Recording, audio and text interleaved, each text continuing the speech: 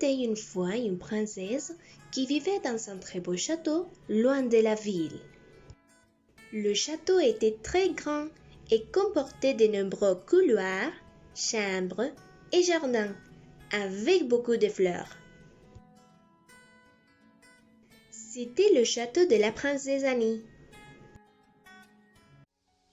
Nous avons commencé à raconter le conte de la princesse Annie.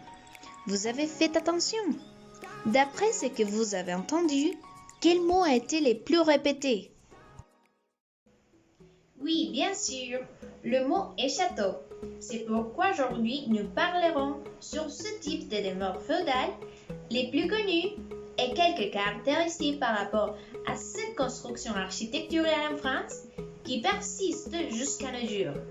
Soyez les bienvenus à une nouvelle vidéo. On y va! Les châteaux sont répartis sur tous les territoires français, mais certaines régions sont plus riches que d'autres.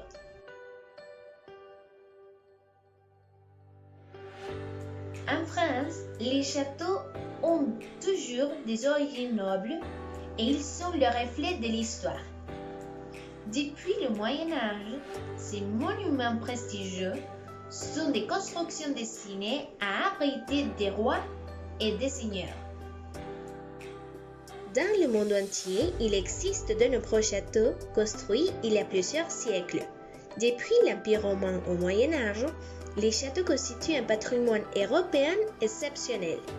Ceux-ci ont été construits pour remplir certaines fonctions, telles que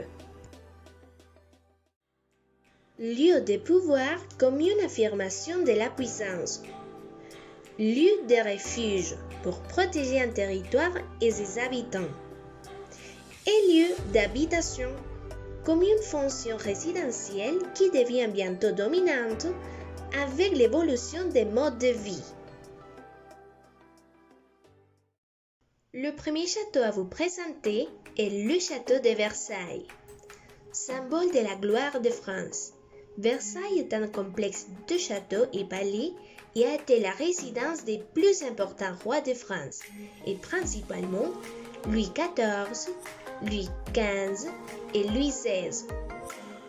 Le château de Versailles est classé depuis 30 ans au patrimoine mondial de l'humanité. Il constitue l'une des plus belles réalisations de l'art français au XVIIe siècle et il a eu un rôle très important dans l'histoire mondiale.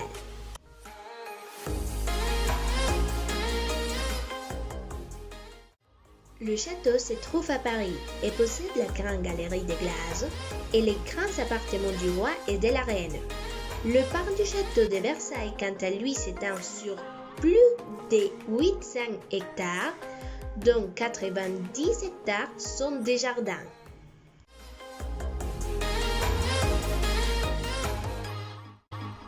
C'est depuis 1995 que le château de Versailles et son domaine deviennent l'établissement public de châteaux et de musées.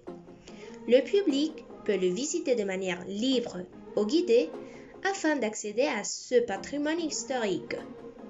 De nos jours, le château de Versailles est l'un des monuments les plus visités de France pour son architecture, pour ses fantastiques jardins, mais également pour son histoire.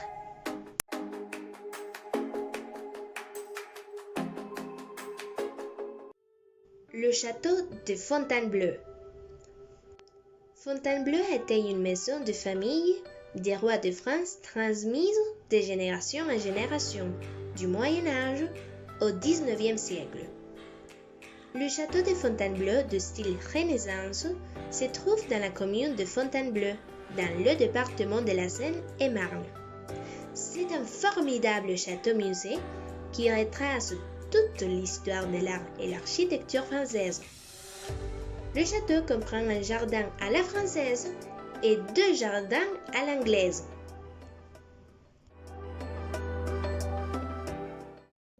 Connaissez-vous déjà les différences entre ces 2 types de jardins?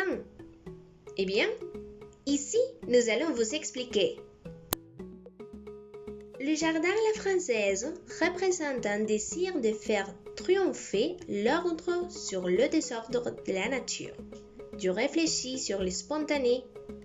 C'est l'art de corriger la nature pour y imposer une certaine rigueur, entre d'autres par la symétrie. Sous le règne de Louis XIV, c'est André Le Nôtre qui en sublimera la fonction. Le est aussi très représenté dans ce style de jardin.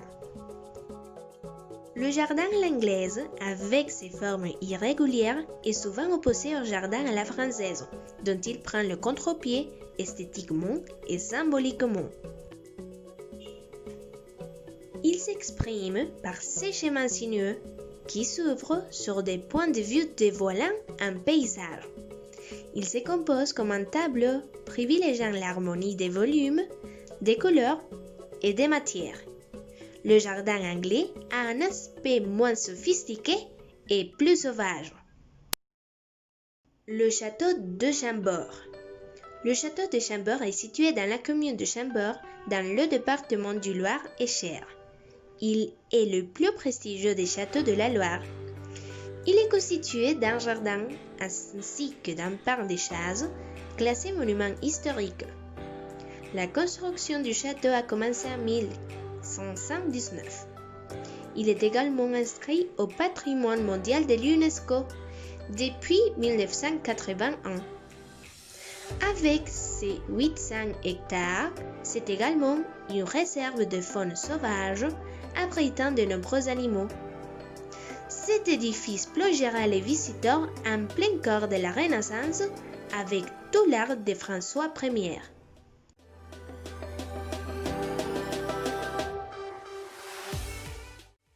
Le château de Vaux-le-Vicomte. Le château de Vaux-le-Vicomte se trouve sur la commune de Mancy dans le département de la Seine-et-Marne. Le château d'architecture classique est la plus importante propriété privée classée au titre des monuments historiques. Les chefs d'œuvre datant du XVIIe siècle, composés par l'association de trois talentueux artistes, Nicolas Fouquet, architecte, Louis Levaux, décorateur, et André Le Nôtre, paysagiste. Vaux-le-Vicomte reste un des rares châteaux qui se visite dans sa totalité. Les jardins à la française créés par André Le Nôtre en restent une totale perfection.